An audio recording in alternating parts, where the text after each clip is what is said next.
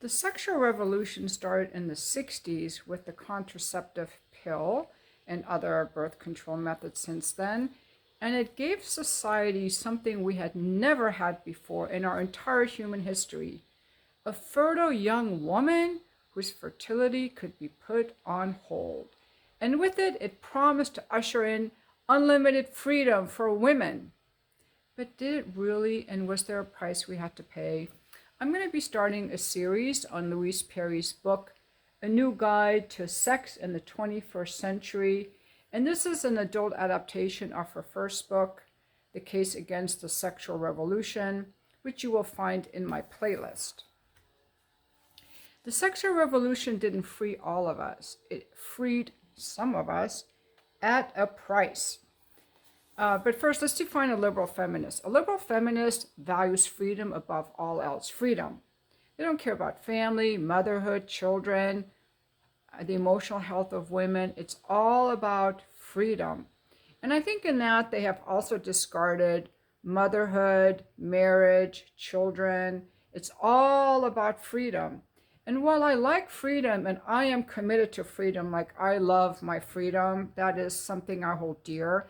When it comes to sex and sexuality, this freedom to act like men has come at a huge cost to women. And the fact is that female biology has some limits on that freedom because it's women who get pregnant and have children, and pregnancy and children interfere with freedom. But the feminists have an idea. Don't worry, mama. Take your 2-week-old baby to childcare, hire some nanny to take care of your kids, and you go work, work, work. Build your career, fuck like a man, and just have other people take care of those pesky little kids because they impede your freedom. But while freedom is very valuable and I want my freedom, women don't want only freedom. Just think about that. Women don't want only freedom.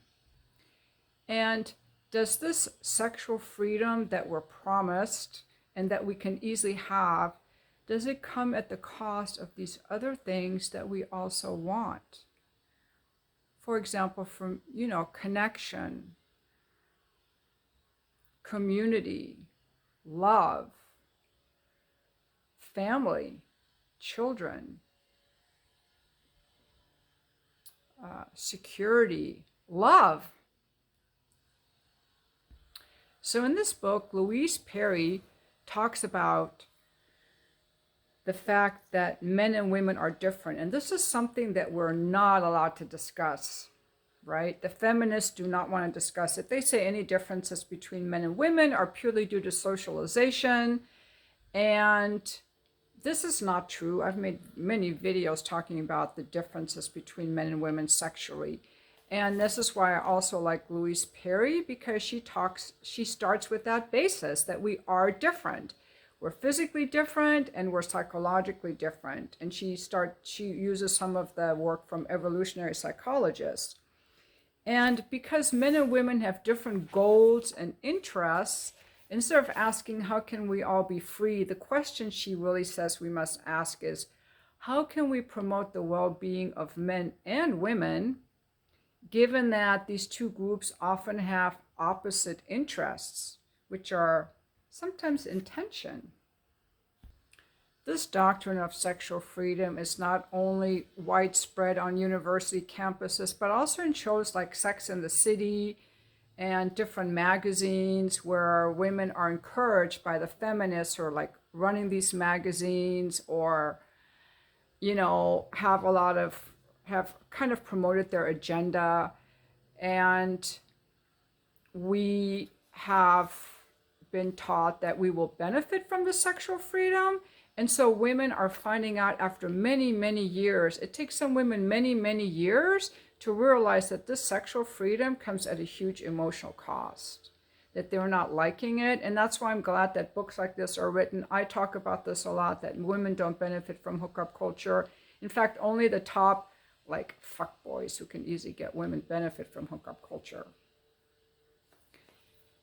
So that's why I really like her work. Now, it's also interesting that the feminists who laugh and scowl at the 1950s housewife who was supposed to be home with her apron on and her perfect dress and cooking and baking and having dinner ready for her husband and always make sure her husband can talk first and be sexually available and so on.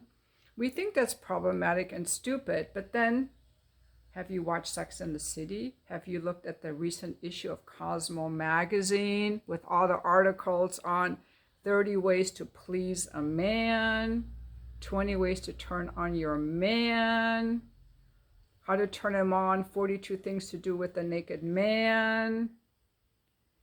So she's saying that these guides are doing exactly what these housewives of the 50s were taught to do, prioritizing male desire, and that women are still prioritizing male desire in the bedroom. We see this in porn. I mean, that's just the sexually aggressive man's desires, and women are copying that, like with the choking and spitting and all that and slapping. That's women succumbing to male desire. So the modern subservient woman pretends to orgasm, she shaves her pubic hair, she pretends to like anal sex, and she pretends to like her friends with benefits arrangement. But she doesn't. And there's so many women, even married women, who don't speak up about the pain they're experiencing sexually, their vaginismus. Louise Perry used to work at a rape crisis center, and so she speaks from that experience as well. She has her bachelor's in anthropology, and she's not religious, although I have heard her talk about going to church on Easter. So she brings like a very no-nonsense, pro-woman view to this entire thing. She's also a mother. I think you might also enjoy her on YouTube. She has a podcast called Maiden, Mother, Matriarch, which goes and talks about the 3 stages of a woman's life. So this is the end of chapter 1. I'm going to just make short videos on each of her chapters, and thank you so much for watching. Be sure to check out the whole playlist for the other videos I'll post here.